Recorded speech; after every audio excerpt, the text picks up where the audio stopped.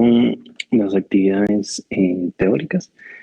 El día de hoy vamos a tener el tema de glomerulopatías, en específico lo que es síndrome nefrótico y nefrítico.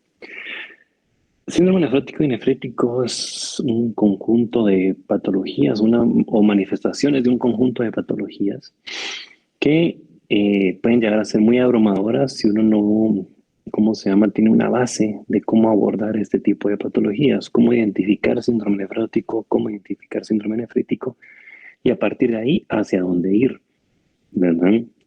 Entonces, la clase de hoy, lo que vamos a hacer es dar un poquito más de luz sobre estos dos temas, sobre qué tenemos que pensar, qué tenemos que buscar cuando veamos alguno de los dos síndromes, ¿verdad?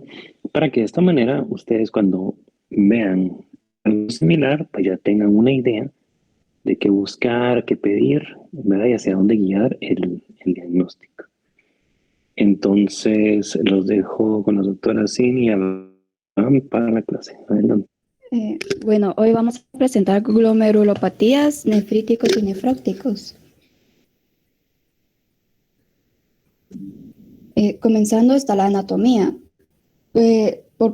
Al comenzar es que los riñones contienen aproximadamente un promedio de 1.8 millones de ovillos de capilares sanguíneos arteriales, que son los glomérulos.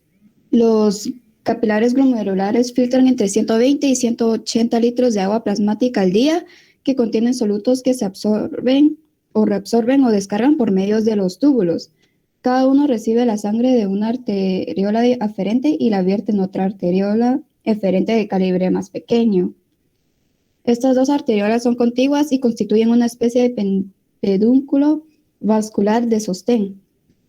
El glomérulo está envuelto por una membrana de doble pared que se llama la cápsula de Bowman, que se repliega en el lugar en donde confluyen las arteriolas aferentes y eferentes.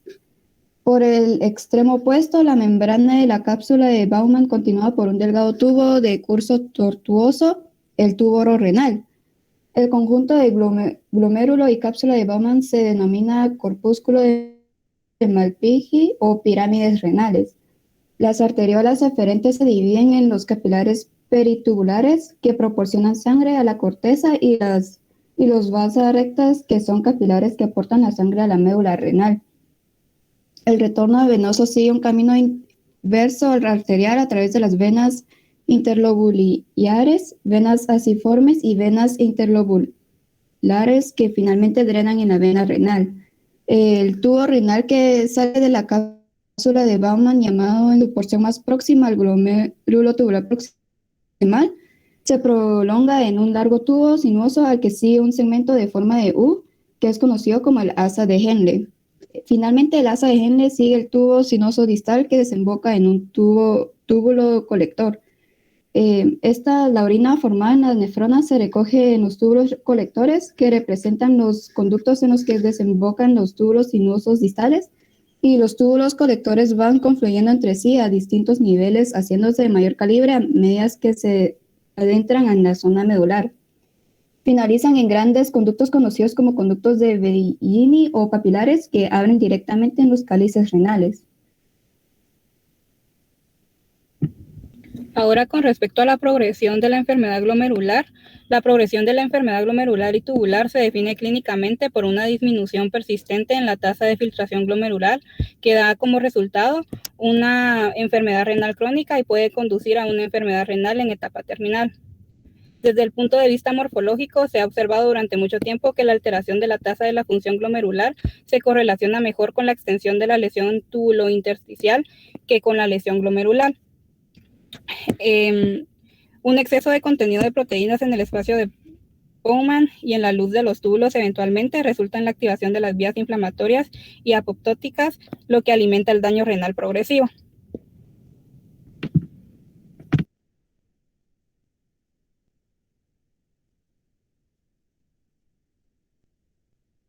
Continuando con los síndromes nefríticos agudos,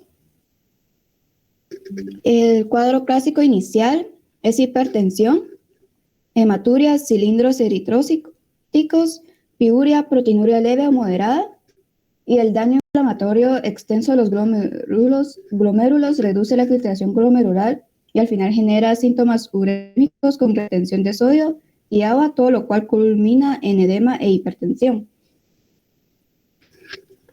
Primero tenemos la glomerulonefritis postestreptocócica.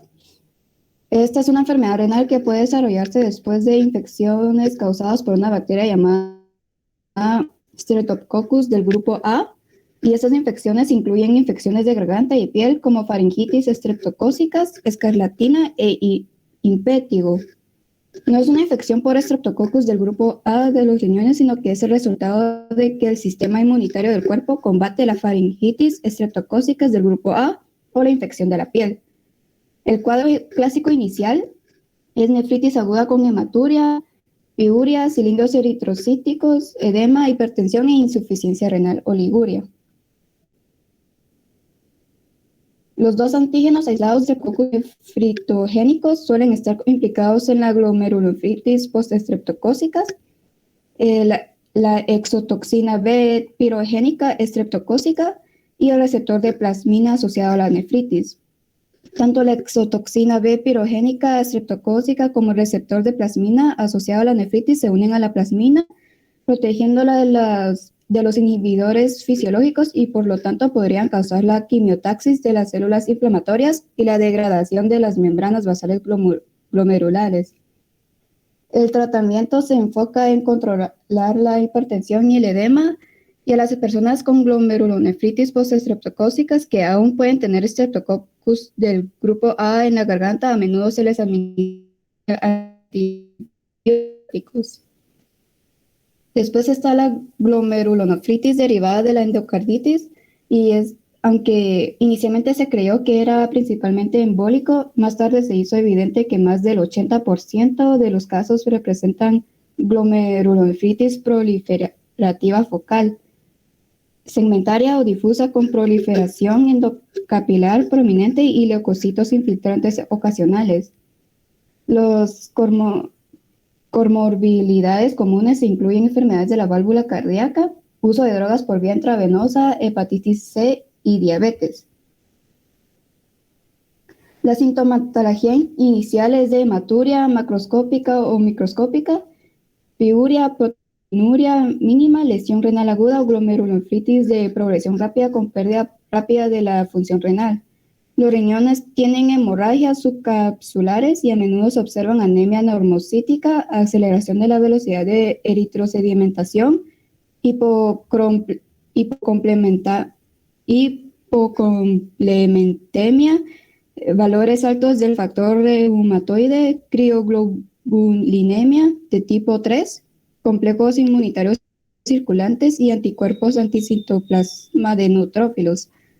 La patogenia depende del depósito de complejos inmunitarios circulantes en el riñón con activación del complemento. En la biopsia renal se presenta con proliferación de necrosis focal con abundantes depósitos inmunitarios en mesangio, plano subendotelial y subepitelial de hemoglobina G, M y fracción C3. También hay estructuras semilunares y se han identificado infartos embólicos o abscesos sépticos. El tratamiento primario incluye erradicar la infección con antibióticos durante 4 a 6 semanas, y si este objetivo se logra de manera expedita, el pronóstico de la función renal es satisfactorio. Está la nefritis lúpica, que implica la unión de anticuerpos a múltiples autoantígenos intrarrenales en lugar del depósito de inmunocomplejos circulantes que activan la cascada de complemento, lo que provoca una lesión mediada por el complemento, infiltración leucocitaria, activación de factores procoagulantes y liberación de diversas citocinas. El signo clínico más frecuente de nefropatía es la proteinuria, pero también pueden desarrollarse hematuria, hipertensión, grados diversos de insuficiencia renal y sedimentos urinarios activos con cilindros eritrocitos. En la biopsia renal es la base para el diagnóstico y se identifican graves alteraciones del riñón, incluso sin alteraciones importantes en los análisis de orina. pero muchos nefrólogos no extraen una muestra para biopsia hasta que los análisis muestren las irregularidades correspondientes. En este contexto, generalmente está indicada una biopsia renal en cualquier caso con aumento agudo de creatinina sérica, proteinuria más de 500 miligramos cada 24 horas, o cociente proteína creatinina en orina más de 0.5 gramos, hematuria en presencia en cualquier nivel de proteinuria y sedimentos activos o moldes celulares. Las manifestaciones extrarrenales del lupus son importantes para corroborar el diagnóstico de lupus generalizado, ya que si bien las anomalías serológicas son frecuentes en las nefritis lúpicas, no tienen suficiente peso diagnóstico. Esta es la clasificación de la nefritis lúpica. Está la clase 1, que se define como nefritis lúpicas mesengial mínima con acumulación mesengial de inmunocomplejos identificados por inmunofluorescencia o por inmunofluorescencia y microscopía electrónica, sin alteraciones microscópicas concomitantes. Está la clase 2, que se define como nefritis lúpica proliferativa mesangial, que es caracterizada por cualquier grado de hipercelularidad mesangial en asociación con depósitos inmunitarios mesangiales. Está la clase 3, que se define como nefritis lúpica focal, que afecta a menos del 50% de todos los glomérulos. Está la clase 4, que se reconoce que los depósitos subepiteliales dispersos se ven comúnmente en las biopsias y por lo tanto se justifica un diagnóstico de clase 4 y clase 5 combinados solo si los depósitos subepiteliales involucran al menos el 50% del área de la superficie capilar glomerular en al menos del 50%. En la clase 5 se define como nefritis lúpica membranosa con depósitos inmunitarios subepiteliales granulares continuos globales o segmentarios, a menudo con depósitos inmunitarios mesengiales concomitantes. Y la clase 6, que es la nefritis esclerótica, se designa aquellas biopsias con mayor del 90% de glomerulosclerosis global y en las que existe evidencia clínica o patológica de que la esclerosis es atribuible a la nefritis lúpica. La glomerulonefritis por anticuerpos antimembrana basal del glomérulo es que la combinación de glomerulonefritis y hemorragia pulmonar se conoce comúnmente como síndrome de Goodpasture. Esta enfermedad por anticuerpos contra la membrana basal glomerular es un trastorno autoinmunitario raro en el que los anticuerpos circulantes se dirigen contra un antígeno normalmente presente en la membrana basal glomerular y la membrana basal alveolar, específicamente la cadena alfa 3 del colágeno tipo 4. Los síntomas de la enfermedad sistémica incluyen febrícula, malestar general, dolor de cabeza, anorexia, náuseas, vómitos, pérdidas de peso y fatiga. Los síntomas de afectación renal incluyen hematuria, oliguria y edema, y los síntomas de afectación pulmonar incluyen dificultad para respirar, tos y expectoración de material que varía desde exputo sanguinolento hasta hemoptisis masiva. En pacientes con insuficiencia renal, el tratamiento debe ser proporcional a la gravedad de la enfermedad e incluye terapia para la hipertensión, la sobrecarga de líquidos, los desequilibrios electrolíticos y ácido base. La plasmaféresis temprana elimina los anticuerpos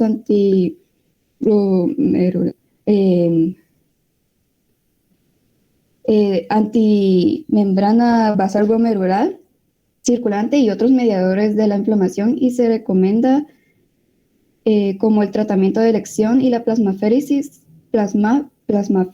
con inmunosupresión es eficaz en el tratamiento de la hemorragia pulmonar y mejora sustancialmente la función renal en pacientes con niveles de creatinina sérica inferior a 7 miligramos por decilitros. En la nefropatía por inmunoglobulina A se caracteriza por un depósito predominante de inmunoglobulina A en el mesangio glomerular. Fue descrito por primera vez por Berger e Inglis en 1968, por lo que también se reconoce como enfermedad de Berger. Los dos síntomas iniciales comunes de la nefropatía por la inmunoglobulina A son los episodios recurrentes de hematuria macroscópica durante o inmediatamente después de una infección de vías respiratorias altas, a menudo acompañados de proteinuria o hematuria microscópica sintomática persistente. Sin embargo, el síndrome nefrótico es raro. Parece resultar de una secuencia ordenada de eventos, comenzando con su clase 1 de la inmunoglobulina A, deficiente en galactosa, que contiene menos de un complemento completo de residuos de galactosa en los O-glicanos en la región bisagra de las cadenas pesadas. Estos pueden actuar como autoantígenos que desencadenan la producción de autoanticuerpos específicos contra glucanos y la formación de complejos inmunitarios circulantes que se depositan en el mesangio renal. Estos luego inducen lesión glomerular a través de la liberación de citocinas proinflamatorias, la secreción de quimiosinas y la migración resultante de macrófagos hasta el riñón. La vasculitis de vasos pequeños por anticuerpos anticitoplasma de neutrófilos o por ANCA se caracteriza por la inflamación de vasos sanguíneos de tamaño pequeño y abarca varias entidades clínico-patológicas que incluyen granulomatosis con poliangeitis microscópica y granulomatosis eosinofílica con poliangeitis o síndrome de Church-Strauss. Estos, aunque los neutrófilos contienen una multitud de proteínas granulares, los anticuerpos clínicamente significativos solo se reconocen contra la mieloperoxidasa y la proteinasa 3, las cuales están presentes en los gránulos azurófilos. Estos factores suelen estar asociados a la producción de citocinas proinflamatorias con capacidad de cebar los neutrófilos. Como resultado, una alta proporción de neutrófilos en circulación puede cebarse, lo que da como resultado la exposición de proteínas citoplasmáticas, incluidas la mieloperoxidasa y la proteinasa 3, en la superficie de los neutrófilos. Los neutrófilos cebados se activan por interacción con anticuerpos anticitoplasma de neutrófilos en circulación, y estos neutrófilos activados se adhieren y transmigran a través del endotelio y se acumulan dentro de la pared del vaso, y estos neutrófilos se degranulan y producen radicales de oxígeno reactivos y finalmente mueren y causan lesiones en los tejidos. La granulomatosis con poliangitis, anteriormente conocido como granulomatosis de Wegener, es una rara enfermedad autoinmune multisistémica de etiología desconocida. Las manifestaciones clásicas iniciales son fiebre, rinorrea purulenta, úlceras nasales, dolor sinusal, poliartralgias, artritis, tos, hemoptisis, disnea, hematuria microscópica y proteinuria de 0.5 a 1 gramo cada 24 horas. Tienen ocasiones púrpura cutánea y mononeuritis múltiples. Los síntomas iniciales sin afección renal reciben el nombre de granulomatosis con poliangitis limitada. Por lo general, la mayoría de las enfermedades autoinmunes se atribuyen a una predisposición genética combinada con la exposición de un factor desencadenante, como portar un alelo defectuoso para la alfa-1 antitripsina. También afecta vivir en latitudes del norte, la agricultura, las alergias a medicamentos y ambientales y la exposición a solventes o sílices se han relacionado con el desarrollo. El pilar del tratamiento es una combinación de corticosteroides y agentes citotóxicos. Debe adaptarse para tratar adecuadamente las manifestaciones y generalmente no trata la que no está tratada suele tener un pronóstico sombrío, con hasta el 90% de los pacientes que mueren dentro de los 2 años. La poliangitis microscópica es una vasculitis de pequeños vasos. Los pacientes presentan con frecuencia manifestaciones renales, pero también son frecuentes las manifestaciones sistémicas, la artritis, la mononeuritis múltiples y otros signos y síntomas. La poliangiitis microscópica y la granulomatosis con poliangiitis parecen formar parte de un espectro clínico. Sin embargo, la ausencia de formación de granulomas en la biopsia rara vez presentan neumatías o sinusitis destructiva y la preservación del tracto respiratorio superior son características de la poliangiitis microscópica. El síndrome de Churg-Strauss o la granulomatosis eosinofílica con poliangiitis es una vasculitis necrosante sistémica rara que afecta los vasos de tamaño pequeño y se asocia con asma grave y eosinofilia sanguínea tisular. Se clasifica como el síndrome si presenta al menos 4 de los siguientes 6 criterios, que son asma, eosinofilia de más del 10% en la sangre periférica, anormalidades de los senos paranasales, infiltrados pulmonares y pruebas histológicas de vasculitis con eosinófilos extravasculares y mononeuritis múltiples o polineuropatía. La glomerulopatía C3 es una entidad recientemente descrita con hallazgo de inmunofluorescencia de depósitos glomerulares C3 aislados. Tienen una etiología similar a la enfermedad por depósitos densos y surge como resultado de la activación alternativa del complemento o mutaciones en las proteínas reguladoras del complemento. Se ha asociado con actividad antifactor H y gamma-apatías monoclonales. Se define por la acumulación glomerular de C3 y tanto la enfermedad de depósitos densos como la glomerulonefritis C3 carecen de tinción de inmunoglobulina en la inmunofluorescencia y son el resultado de la desregulación de la vía alternativa. En la microscopía electrónica muestra depósitos mesangiales y o subendoteliales intramembranosa y subepiteliales en glomerulonefritis C3, mientras que densos depósitos están presentes a lo largo de las membranas basales glomerulares y en el mesangio en enfermedades por depósitos densos. Los pacientes con glomerulonefritis C3 están clínicamente menos bien definidos, pero 2/3 tienen hematuria y 1/3 proteinuria. El tratamiento óptimo permanece indefinido, pero incluye inhibición del sistema renina-angiotensina, anticoagulantes, esteroides y otros inmunosupresores. La glomerulonefritis membranoproliferativa ocurre principalmente en niños y adultos jóvenes. Esta entidad se refiere a un patrón de lesión glomerular basado en los siguientes 3 hallazgos histopatológicos característicos. El tipo 1, depósito subendotelial. 2, depósitos densos en la membrana basal glomerular. Y tipo 3, depósitos subepiteliales y subendoteliales. En el tipo 1, los inmunocomplejos se encuentran en el mesangio y en los espacios subendoteliales y desencadenan la activación de complementos y la liberación de citocinas y quimiosinas. La liberación de mediadores inflamatorios provoca una influencia de células inflamatorias y conducen a la proliferación de células mesangiales y endoteliales. Las causas más comunes es idiopática, endocarditis bacteriana subaguda, lupus eritematoso sistémico, hepatitis C y crioglobulinemia, crioglobulinemia mixta, cáncer como pulmón, mama y ovario.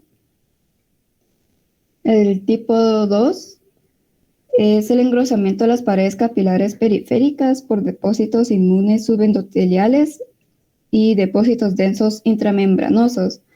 Aunque la patogenia del tipo 2 no se conoce, la patogenia del tipo 2 no se conoce. Es una enfermedad sistémica y la enfermedad de depósitos densos se asocia con múltiples anomalías del complemento, incluida una reducción persistente de los niveles de C3.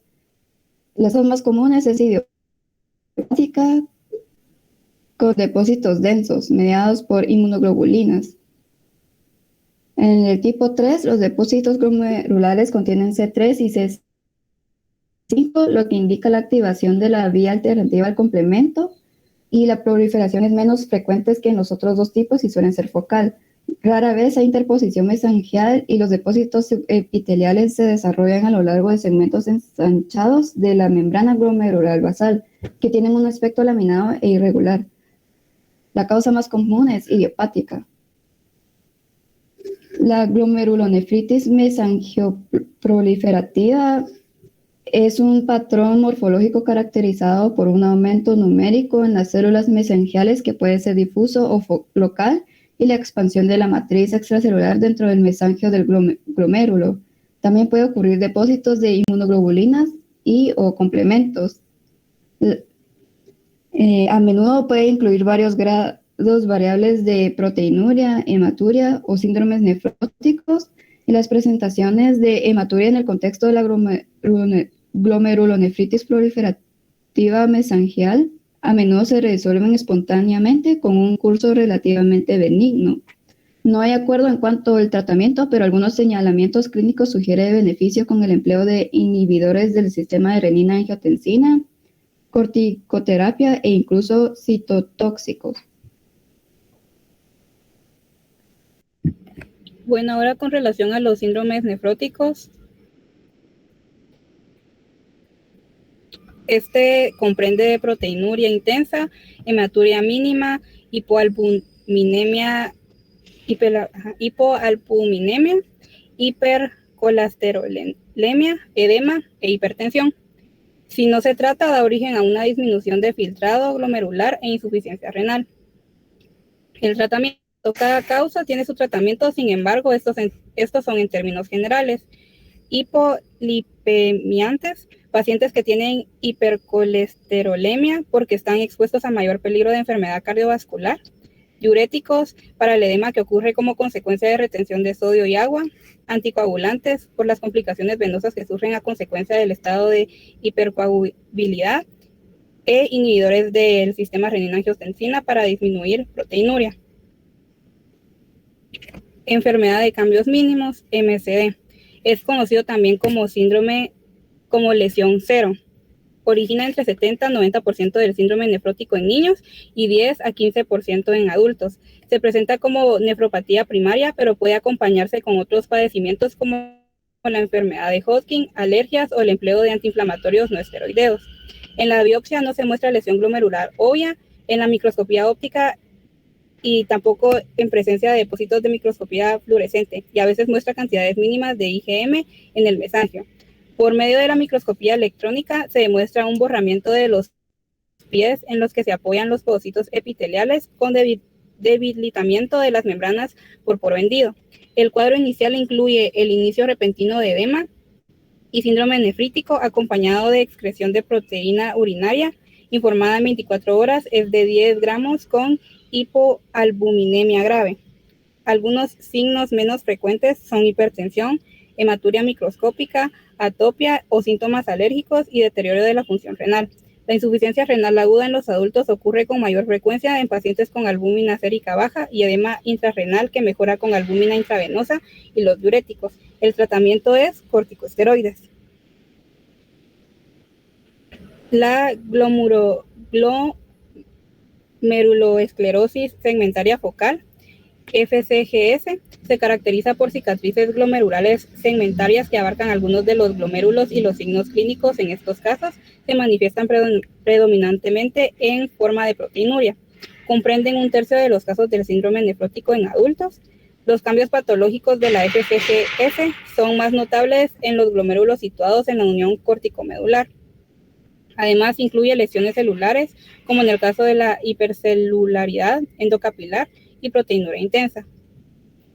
Los síntomas incluyen proteinuria, hematuria, hipertensión o insuficiencia renal. El tratamiento son inhibidores del sistema renina-angiotensina. Glomerulonefritis membranosa, MGN. 20% de los casos de síndrome nefrótico son estos, y su incidencia máxima se alcanza entre los 30 y 50 años. Es rara durante la niñez. 20 a 30% de los casos es consecuencia de un cáncer. Puede ser cáncer de mama, colon, pulmón, estómago o riñón. Puede ser a causa de infecciones como hepatitis B, sífilis, paludismo, o puede ser cuadros reumatológicos como lupus, artritis reumatoide y enfermedades IG, G4. En la biopsia renal hecha con microscopía óptica se observa engrosamiento uniforme de la membrana basal en todas las asas capilares periféricas. Por inmunofluorescencia se demuestran depósitos granulosos difusos de IgG y C3. Las lesiones membranosas progresivas se clasifican por fases. Y estas son las fases de las lesiones membranosas progresivas. Tenemos 4, la fase 1, que es depósitos subepiteliales electrodensos pequeños. La fase 2, que se caracteriza por la presencia de spikes, que corresponde a la materia tipo MGB, que se deposita entre los inmunocomplejos. La fase 3, durante esta fase los depósitos están prácticamente englobados por esta materia. Y la fase 4, que es notable engrosamiento de la MBG, con áreas de rarefacción y pérdida de la densidad de los depósitos. Con respecto a la glomerulonefritis membranosa, los factores que se vinculan a un peor pronóstico incluyen sexo masculino, la senectud, la hipertensión y la persistencia de proteinuria. Las complicaciones trombóticas son un signo que todos los síndromes nefróticos, pero la MGN conlleva a los índices más altos de trombosis de la vena renal, embolia pulmonar y trombosis de la vena profunda.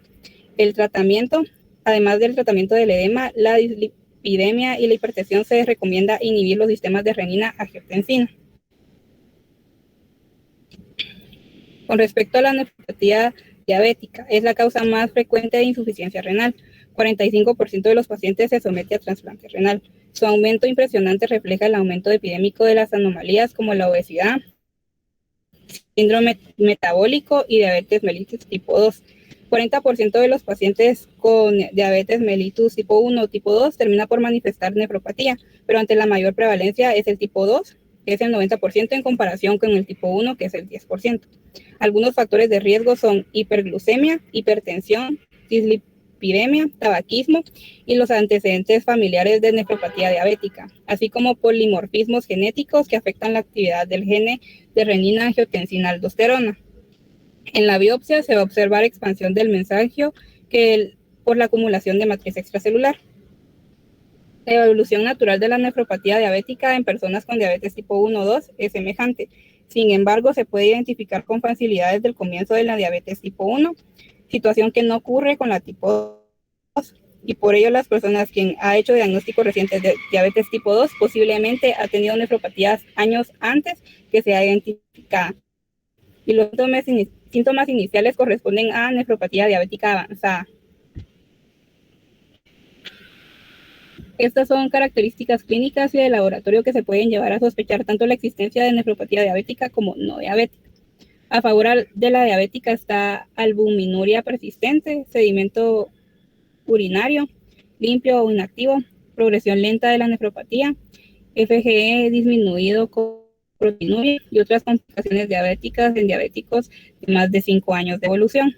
Y a favor de la nefropatía no diabética está la proteinuria extrema, mayor a 6 gramos al día, hematuria persistente o sedimento urinario activo, deterioro rápido del FGE, FGE disminuido con escasa o nula proteinuria, otras complicaciones diabéticas en menores de 5 años de evolución, historia familiar de insuficiencia renal crónica no diabética, signos o síntomas de enfermedad sistémica, mayor al 30% de reducción de FGE en 1 a 3 meses tras el inicio del tratamiento, e hipertensión arterial refractaria.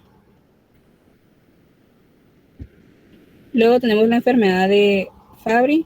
Esta enfermedad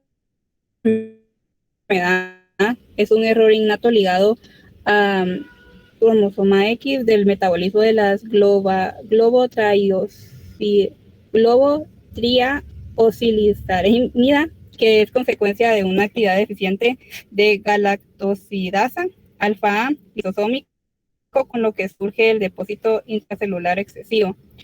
Los órganos afectados son el endotelio vascular, el corazón, el encéfalo y los riñones.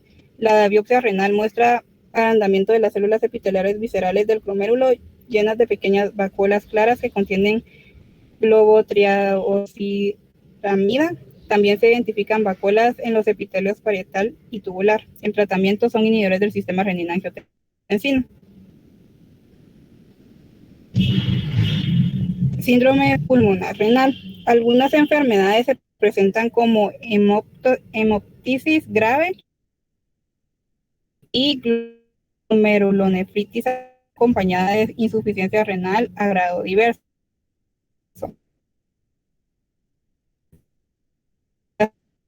Estados incluyen síndrome de Goodpasture, granulomatosis con vasculitis de Schrock-Strauss y en ocasiones púrpura de Henoch-Schönlein.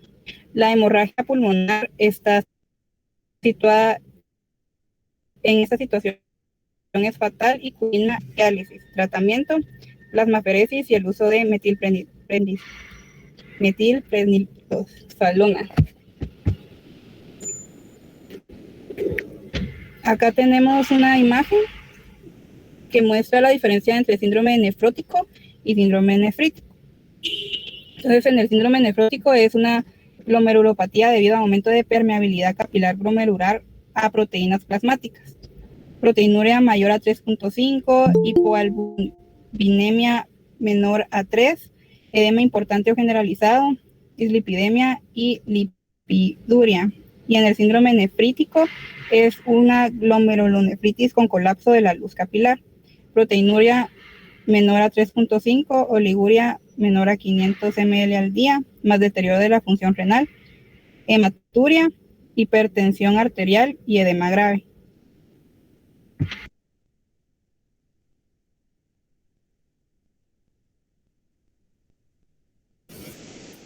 Y eso sería la clase.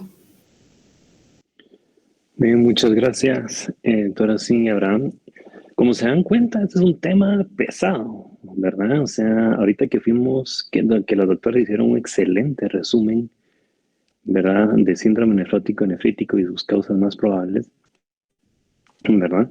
Se dan cuenta que no es sencillo, o sea, es complicado tanta vaina que sale, por así decirlo, ¿verdad? Y tantas posibilidades. Obviamente, ¿cómo se llama? Esta última diapositiva nos da una buena idea de cuándo pensar síndrome nefrótico y cuándo pasar síndrome nefrítico. Algo que yo quiero hacer mención es que en síndrome nefrótico puede haber también hematuria en algunos casos. O sea, sí puede haber, porque antes uno decía, bueno, sangre, síndrome nefrítico, y si no, pues nefrótico, ¿verdad? Y en nefrótico también puede haber hematuria en algunos casos, así que no se vayan con que el síndrome, que si es hematuria solo puede ser síndrome nefrítico, no, puede ser síndrome nefrótico también, ¿verdad? Tal vez no va a ser tan pronunciado como en el síndrome nefrítico, pero puede estar. Síndrome nefrótico es más común que síndrome nefrítico, ¿verdad? Incluso en el hospital hay más pacientes con síndrome nefrótico que nefrítico. Eso no quiere decir que entonces no tenemos que saber, por supuesto que hay que saberlo, ¿verdad? Solo es epidemiología lo que les estoy diciendo aquí, de cómo está la situación.